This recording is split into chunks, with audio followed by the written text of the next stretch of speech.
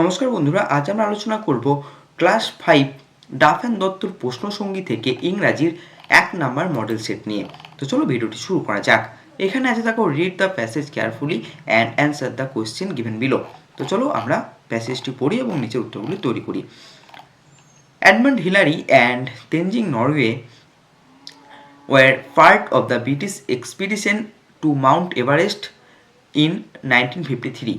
এর অর্থ হচ্ছে এডমন্ড হিলারি এবং তেনজিং নরগে 1953 সালে মাউন্ট এভারেস্টে ব্রিটিশ অভিযানের অংশ ছিলেন।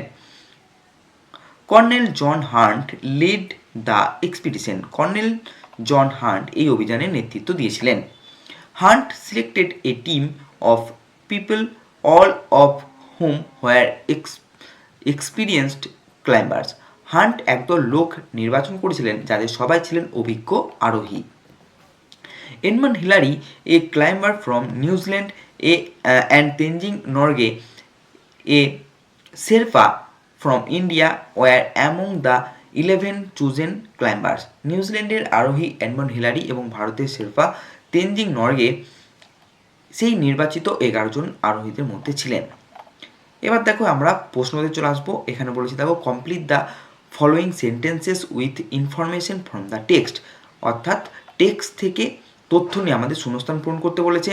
তো প্রথম কোশ্চেন আছে, the leader of the British expedition in 1953 ওয়াজ, কী হবে?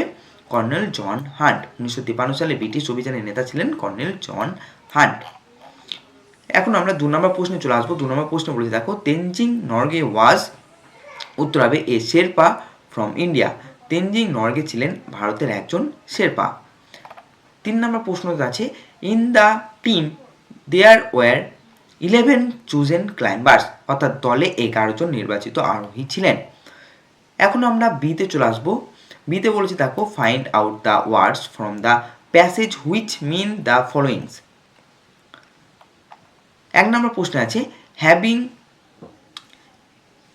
Gain knowledge in a particular field, একটি নির্দিষ্ট ক্ষেত্রে জ্ঞান অর্জন করা, এটাকে বলে এক্সপিরিয়েন্সড, মানে অভিজ্ঞ। নেক্সট আছে, organised journey with a purpose, একটা উদ্দেশ্য নিয়ে সংগঠিত যাত্রা, এটাকে বলে এক্সপিডিশন, মানে অভিযান। 2 নম্বর প্রশ্ন আছে দেখো, রিড দ্য প্যাসেজ কেয়ারফুলি, এখানেও একটি প্যাসেজ দেওয়া আছে বা আনসিন দেওয়া আছে, সেটাকে পড়তে হবে। Phulmoni is proud to be an Indian, Phulmoni একজন ভারতীয় হিসেবে গর্বিত। She has heard that our country is full of great mountains, forts and wonderful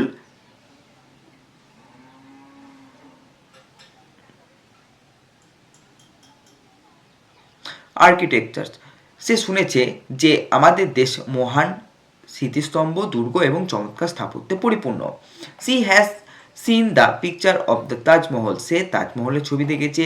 it is one of the 7 wonders of the world, এটি বিশ্বের 7ম আশ্চর্যের একটি। The fort at Agra and the red fort in Delhi are also worth seeing দুর্গ এবং দিল্লির লালকেল্লাও দেখার মতো।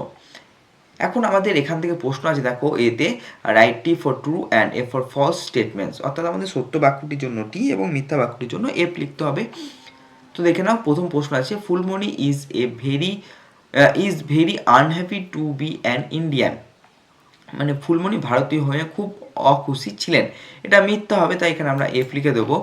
নেক্সট প্রশ্ন আছে, the Taj Mahal is one of the 7 wonders of the world, Taj Mahal পৃথিবীর 7ম আশ্চর্যের একটি, এটা সত্য, তাই এখানে আমরা টি লিখে দেবো। নেক্সট প্রশ্ন আছে, the red fort is situated in Agra, Lal Qila আগ্রায় অবস্থিত, এটা মিথ্যা, তার কারণ এটা দিল্লিতে অবস্থিত।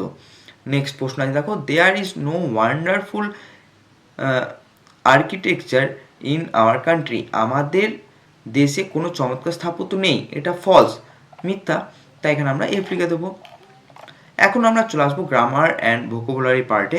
দেখো 3 দাগে এতে বলেছে, fill in the blanks with suitable words given below, অর্থাৎ আমাদের শূন্যস্থানগুলিতে সঠিক শব্দ চয়ন করে শূন্যস্থান পূরণ করতে হবে। তো প্রথম প্রশ্ন আছে, a person who repair shoes is called, মানে যে ব্যক্তি জুতো মেরামত করেন তাকে বলা হয় কবলার, মুচি।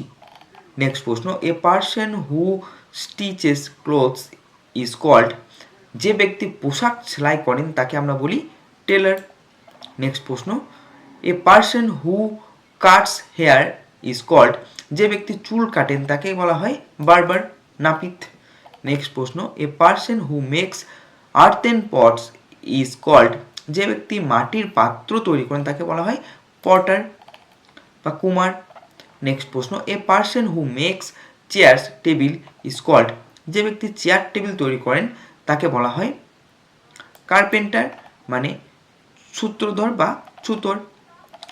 নেক্সট প্রশ্ন আছে দেখো বি এর প্রশ্ন, match the words in column A with column B. তো আমাদের এখানে এ কলামের সঙ্গে বি কলাম মেলাতে হবে। তো বিহু থেকে হয়ে যাবে আসাম, তামাশা থেকে হয়ে যাবে মহারাষ্ট্র, ভাংড়া থেকে হয়ে যাবে পাঞ্জাব, যাত্রা থেকে হয়ে যাবে ওয়েস্ট বেঙ্গল এবং ডান্ডিয়া থেকে হয়ে যাবে গুজরাট। সিতে আছে দেখো fill in the blanks with articles. তো আর্টিকেল দিয়ে এখানে শূন্যস্থান পূরণ করতে বলেছে।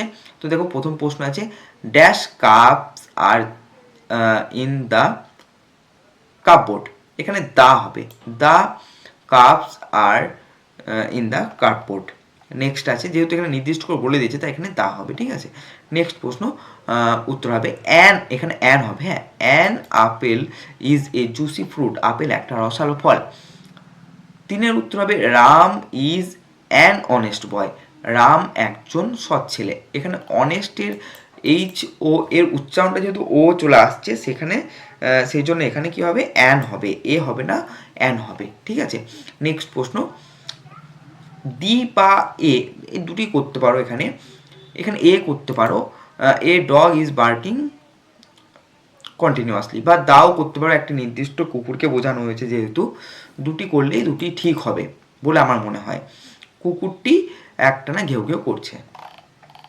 এখন আমরা চলে আসবো 4 নাম্বার প্রশ্নে, রাইটিং স্কিল এখানে দেওয়া আছে। দেখো এখানে বলেছে write an application to the headmaster oblique headmistress of your school for an early leave, তুমি তাড়াতাড়ি ছুটি নিতে চাও সেই জন্যে হেডমাস্টারকে একটা চিঠি লিখতে বলেছে। তো দেখে নাও খাতার একদম বাঁ দিকে তোমরা এভাবে লিখবে to the headmaster your school name, তোমার স্কুলের নাম লিখবে, স্কুলের অ্যাড্রেসটা লিখবে, সাবজেক্ট লিখবে application for early leave, respected sir I am, এখানে তোমার নিজের নাম লিখবে, student of class 5 section A roll number, বা তোমাদের সেকশন অনুযায়ী সেকশন দেবে, রোল নাম্বার দিয়ে দেবে। I am writing to request your kind permission for an early leave today after the 4th period. I am feeling very uneasy and have a slight headache. My father has come to take me home. I would be very grateful if you kindly grant me leave for the remaining periods. Thanking you, your obediently, your name, মানে তোমার নামটা লিখবে, date দিয়ে দেবে, ঠিক আছে।